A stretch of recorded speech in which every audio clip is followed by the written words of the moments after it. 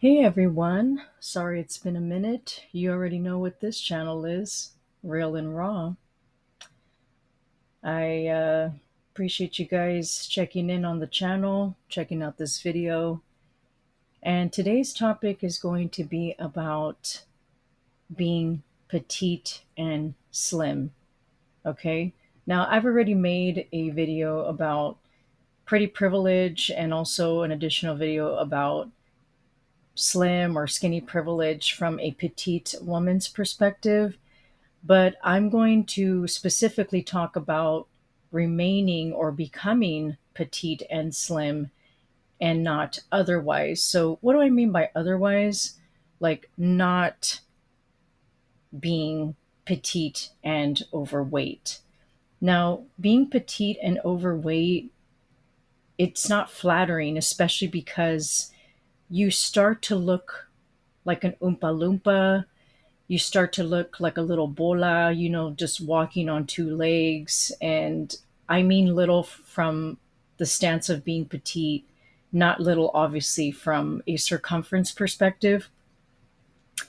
And I know that this sounds mean or fucked up. And again, as the channel implies, it's a real and raw channel. So if you feel like this is triggering for you, please feel free to exit, unsubscribe, or even dislike it, because I know I'm not going to gain everyone's favor by talking about this.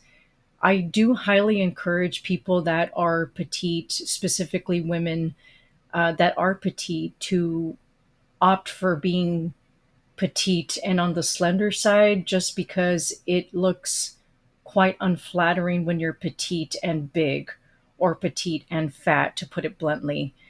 Um, I do know of people that are petite and quite overweight, and it just doesn't look good. It's almost like, pick a struggle. If you consider being petite a struggle, because I guess in some ways it is, because we're short, it's, harder to reach certain places, I guess, but you can always use a stool or a little step ladder, things like that. But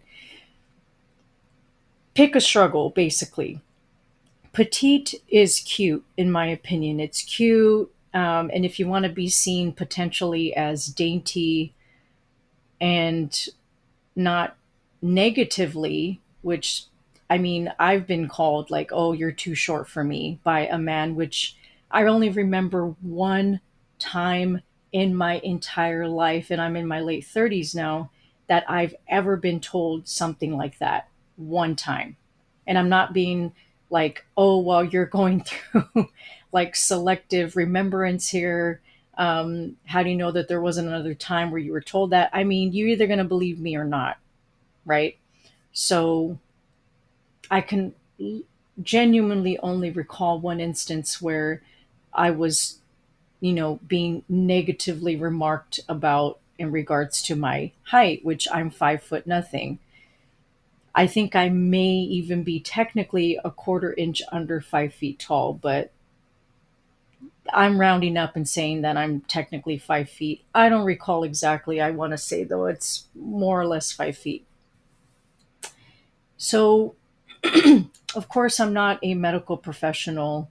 I'm only a random person on YouTube talking from my perspective and speaking on how I believe, right? So, again, don't take this as professional advice. Of course, this is not a professional advice channel. But in my opinion, I believe that you're better off being slim if you're petite, or relatively on the slender side, right? So, how is it that you can go about becoming that way aside from medical issues? Again, I'm not a medical professional, so if you're dealing with medical issues, you need to talk to a medical professional about that and listen to what they have to say. Now, the way that I maintain my petiteness and my slenderness or my slimness is I watch what I eat. Okay. That is the primary way that I stay slim. I watch what I eat. Okay, there's no other way around it. It's like the bulk of the way that you're going to remain on the slim side. You cannot outrun a bad diet. You can't. Okay, so sorry to burst your bubble, but you can't do that. You have to watch what you eat. Okay, now in my case, I subscribe to a primarily low carb diet. I do drink a lot of caffeine, so I drink 2 to 3 cups of coffee a day, which caffeine is known to be an appetite suppressant. So, of course, that's working in my favor when it comes to being in a caloric deficit, in combination with losing that excessive water weight because I'm on a low carb diet, right? And then opting for less processed foods and more whole foods. So, vegetables, fruits, and then I do incorporate yogurt heavily into my diet, specifically Greek yogurt that is low to no sugar. I'm not over here getting these Yoplait, which are traditionally known, or from what I've seen, have a lot of added sugar in it. So maybe some people will look at the Yoplait and be like, well, it's yogurt. Isn't it healthy? It's not enough to look at the front label. You have to actively be a little bit more uh, intentive or intentional when it comes to consuming certain products. So look at the nutritional label, right? I'm always looking at the nutrition facts. Some of these yogurts have quite a bit of sugar in them, and obviously that's not good. You want to opt for the least amount of added or processed sugars, right? Because that's a whole nother discussion I'm not going to get into, but from my research, it's just not good. So I opt for high protein, low to no sugar Greek yogurt options. I prefer the ones with stevia in them versus the artificial sweeteners such as sucralose or the one that starts with A. I don't know if it's called Asulfame. I could be saying that incorrectly. But I try to opt for Greek yogurt options like that. What works for me is high protein and then, of course, high fiber. So I love me some vegetables, Brussels sprouts, broccoli, cauliflower. Of course, the downside about those is those could potentially cause a lot of gas. So, you do what's best for you. Again, this is not a professional advice channel from medical perspective, whether that's from a dietetics perspective or a medical doctor's perspective, again. So, I'm normally incorporating high protein, opting more for high fiber, of course, to feel fuller for longer in combination with moderate to high caffeine intake because it acts as a appetite suppressant for me. But again, it's just I think you should pick a struggle. If you feel like being petite is already a struggle, okay. I happen to look at it from a more positive perspective that it's cute, but it's not cute when you're short statured and big. It's not. It ain't the business. It's not cute. It's rather, I'm over here giving a cringe face. Of course, you guys can't see that, but I'm just like, it's not the most visually appealing thing. And so, again, I'm going to re stress this point or reiterate that if you're going to be petite, I think it's best to be not only petite, of course, because we can't control our height, but you can control your weight. You can control that. Opt for better food choices to result in being in a caloric deficit so that you can remain slim. I just think that it's going to be a better experience for you in this lifetime, at least from mine. I'm incredibly thankful for my willpower and my sense of discipline that I'm able to be about 100 pounds. I'm like 100 pounds and I'm 5 foot nothing. Like, I'm living that life. I'm living that dream. I am living what I am talking about. Okay. I had to put in the work. to be this size, and I'm not done yet. Okay, I want to be toned in addition to being slim and what I'm genetically built as, which is petite. So I'm incorporating weightlifting into my lifestyle in addition to low carb and low processed foods. I'm not going to say not processed because that's not true, but I opt for the least processed options most of the time. Not all of the time, most of the time. And I think that that's more realistic, is opting for most of the time I'm doing what is in my best interest, what is going to help me obtain my goals. I don't think that it's realistic to be like, I need to be all or nothing. You're human. You're going to be prone to folly or to weak points in your life or to making bad decisions or making mistakes. So to say or to strive to be 100% consistent 100% of the time, I don't believe is realistic as a human, unless you're superhuman or otherwise, or some like God tier status, which none of us are. None. If you're made of flesh and bone, you're human. That's just the way it is. So opt for most of the time I'm disciplined, and few times I let myself indulge. I let myself take a break, for example. I know that this conversation uh, to my audience is all over the place, but again, petite and slim for me is the way to go. And I know I'm not the only one that feels this way. I know that there are women out there listening to this that are on the petite side that are overweight. And your experiences speak for themselves, how you're treated, how you perceive yourself, right? I don't even need to say anything about that unless you've got like uber pretty privilege and you are just stunning in the face, then you're likely to have probably a better experience versus someone that doesn't have that, that is average looking to below average looking in the face. Pretty privilege in the face goes a long way. You're highly revered in a sense, because we all love looking at pretty things. We all love looking, especially at pretty faces, beautiful faces. It's hard to stop staring at them. It doesn't matter what your size is. If you're beautiful in the face, it's like you're up there. No matter the size, you are up there because you have a beautiful face. I think of, oh my God, Lizzo. Okay, I know she's on her weight loss journey, and I want her to do what she feels is best for her. But she's got a naturally beautiful face. I mean, genetically, she won the lottery in the face. She is just a beautiful woman.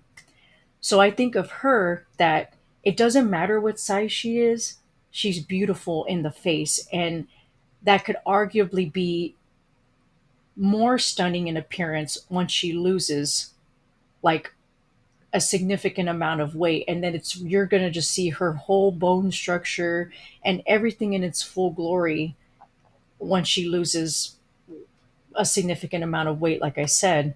But she's already stunning in the face. And we can think of other people. I'm not saying she's petite, I'm just giving a reference point when it comes to facial attractiveness.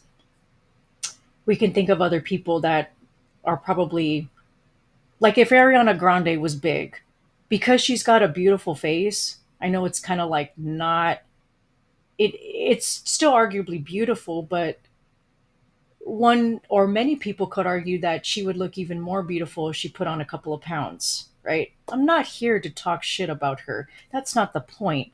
The point is, again, I'm making a very specific example here that I think I seen somebody like alter her picture to make her bigger, but she was still beautiful in the face. Again, and I know it's speculated or alleged that she's had plastic surgery in the face, and I happen to think that she's definitely had cosmetic enhancements. I think she has at least admitted to having lip fillers, but I also believe that she's allegedly had at least one rhinoplasty. I'm not even mad at it. Again, This is not a throwing shit at her episode. I think she's beautiful. She's one of the people that I idolize because she's petite and she's beautiful. Like, yeah, she's extremely skinny, but I still think she's got it going on in the face. She's got pretty privilege, hands down. However that led up to that point, she does. So Ariana Grande, I love you. This ain't a shit talking session. We're about 15 minutes in now. Again, so from my belief, you're winning if not only you're petite, but you're slim or you're slender, and even better if you're toned or in shape. Then it's like you're like that literal 1%. And that's what I'm aiming for. I'm practicing what I preach here. Okay. And I'm also giving my perspective here on that and low key encouraging people to just live their best selves. Do we want to be on the struggle bus, or do we really want to benefit from many privileges? And I definitely watch Exoticals United like quite a bit. I'm not an exotical. I'm not even African American or of African descent. I think I might have like 1 or 2% of Northern African in me. And that's like a whole nother story, but I don't make the cut, if that makes sense. But I certainly appreciate her material that she posts and she talks a lot about privileges, of course, from an exotical perspective, but nonetheless, I think she's got a lot of great points that she talks about when it comes to benefiting from not only one privilege, but multiple privileges. And she just out there states, I want to benefit from as many privileges as I can. And I'm on board with her when it comes to that. Why the fuck not? Why not benefit from not only one privilege, but from many? Because that's only going to enhance your overall life experience. And why not aim for that? Why not?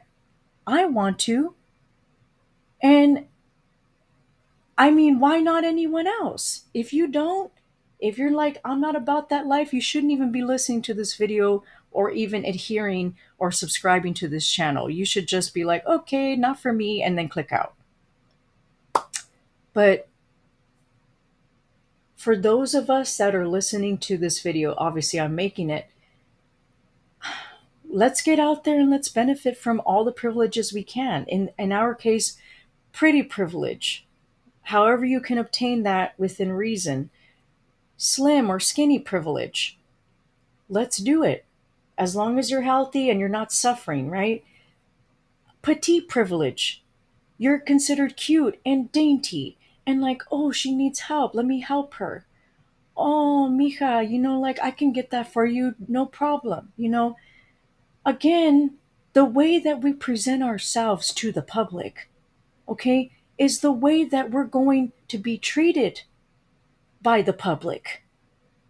This is like as simple as 2 plus 2 equals 4. And if you want to reduce the risk of receiving maltreatment from the public, then let's up our privileges here. Let's opt for benefiting from as many privileges as we can. Do we want a better life experience or not? That's the question. Okay? Do we want to play the game of life in our favor or not? Okay?